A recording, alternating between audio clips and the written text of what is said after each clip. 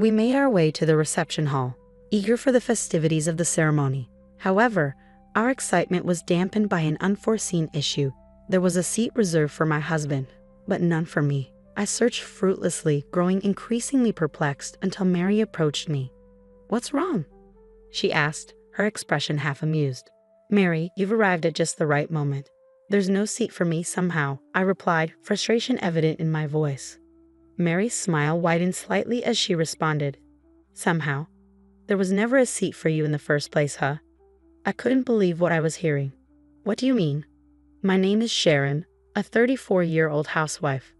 Peter and I have been married for 7 years, and while we've never had children, last year I finally gave birth to a precious baby girl.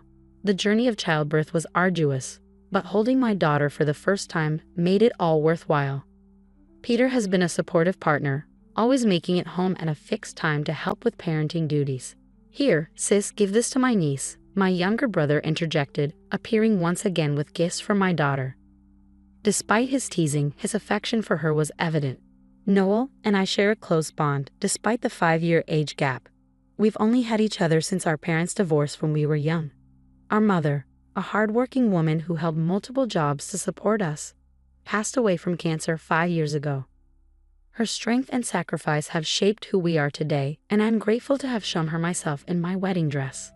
"We've always supported each other," I remarked, reflecting on our tight-knit family. "Our mother would be proud to see us living happily."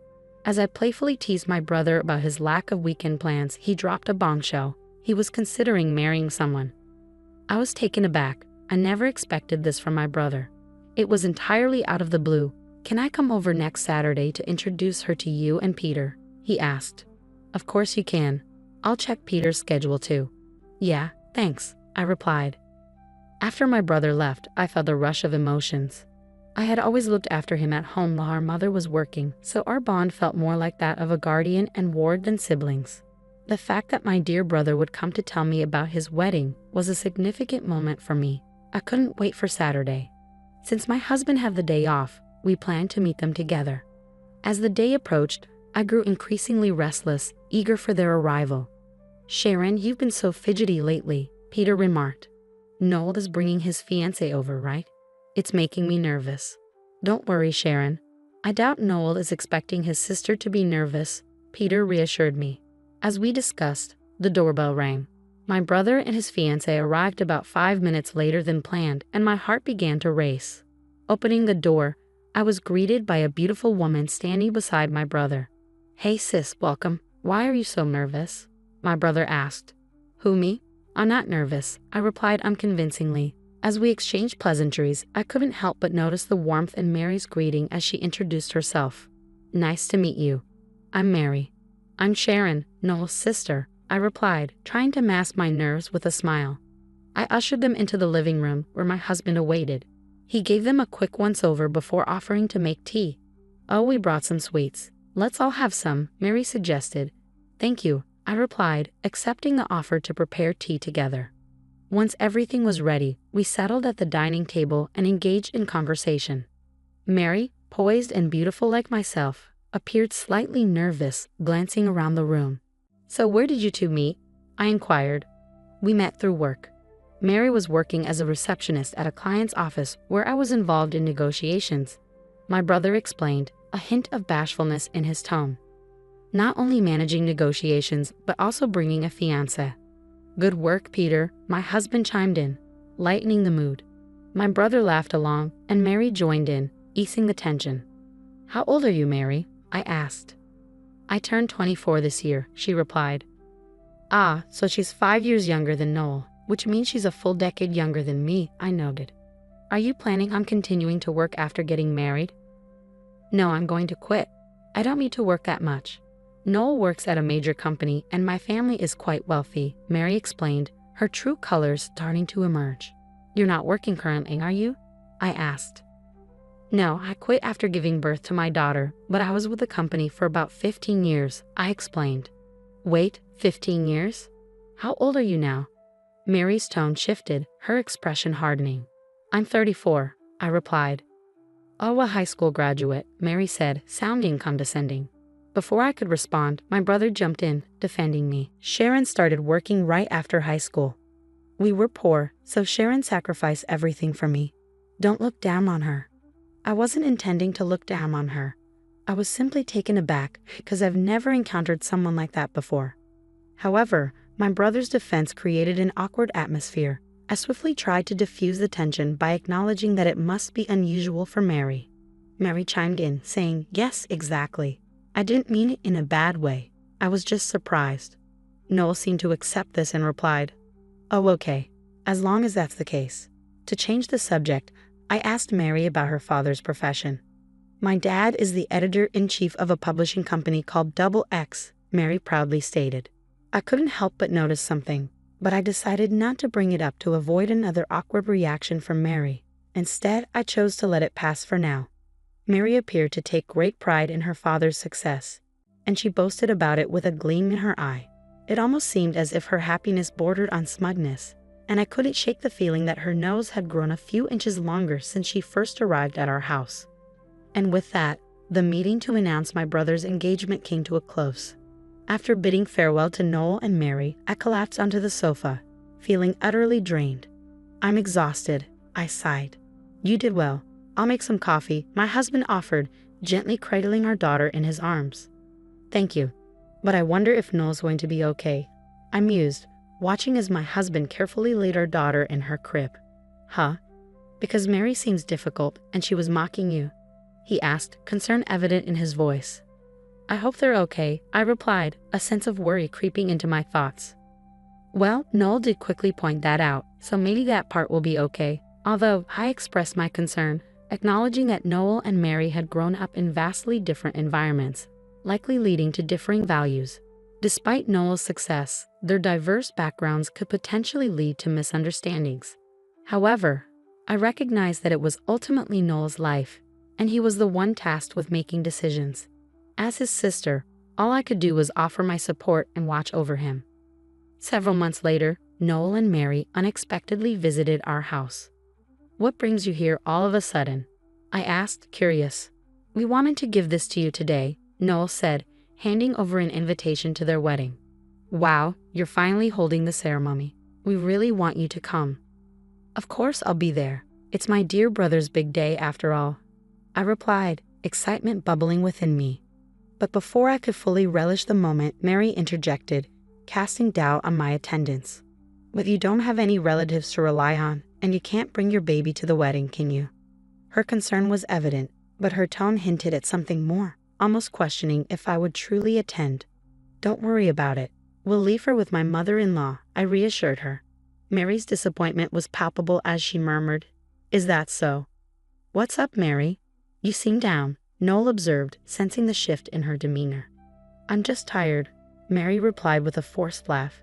"Yeah, it's been a rush trying to get everything done because our schedules didn't match." To alleviate their burden, I suggested, "Why don't you head home and rest? Thanks for the invitation." To be honest, I hesitated to spend more time with Mary, who clearly harbored dislike towards me. However, she was the woman Noel chose, so I bit back my objections about their marriage.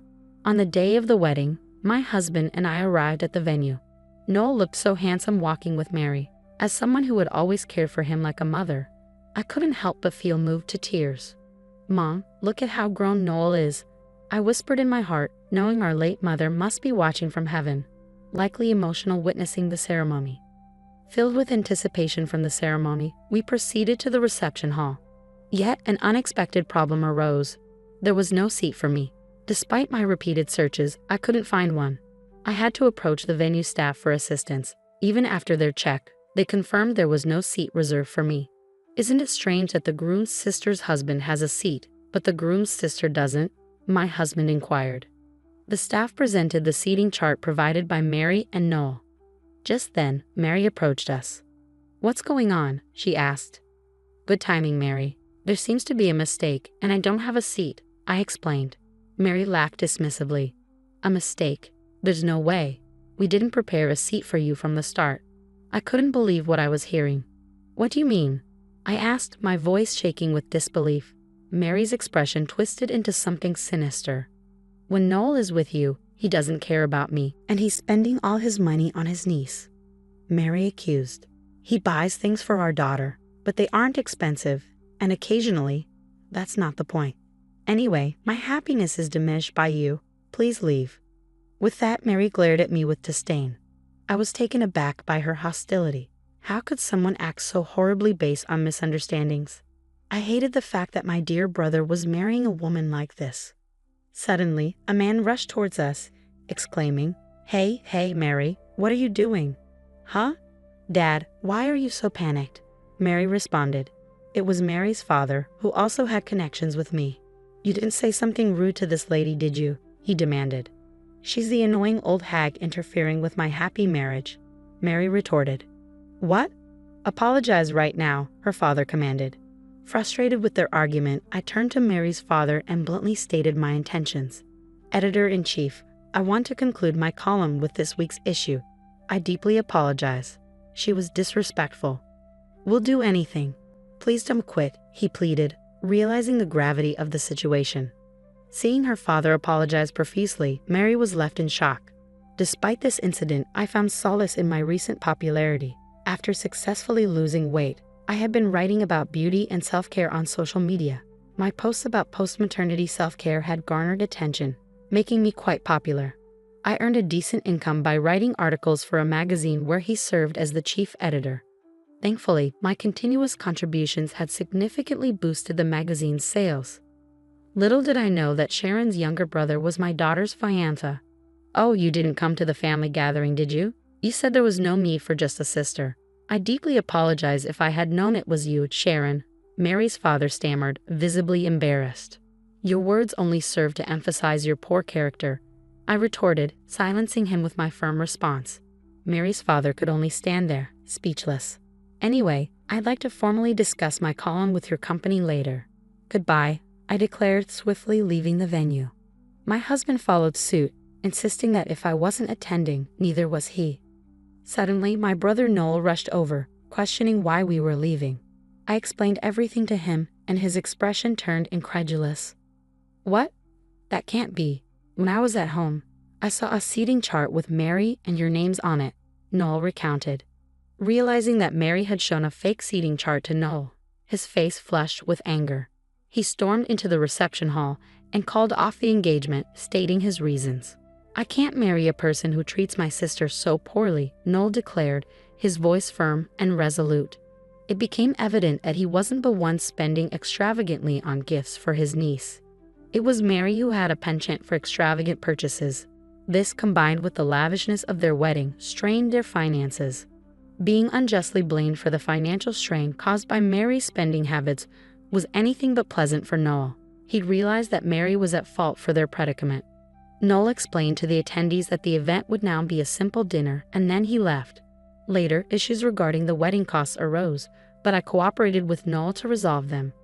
Despite ending up at a disadvantage due to the breakup, it was clear that it was originally Mary's fault. Using my influence, I made a deal with Mary's father. If he agreed to cover all the costs, I would continue my contract. Mary's father agreed, albeit reluctantly, and this allowed Noel to break up with Mary without any repercussions. However, I did report the incident to the publisher. As a result, Mary's father was transferred to a different department, losing his position as the editor-in-chief. Mary was disowned by her father, who blamed her for the entire debacle, and she was forced out of the house. Despite having no access to money, she couldn't shake off her spending habits. It was a consequence of her own actions. Noel assured me, "Next time, I'll find someone who values you as my sister." I replied, "Just find someone who doesn't mistreat others." Mary's abnormal behavior was evident, and I felt relieved that the problem was resolved safely. I hoped Noel would find happiness with someone who truly appreciated him. As I wished for Noel's happiness, I resolved to continue working hard for my husband and daughter at home.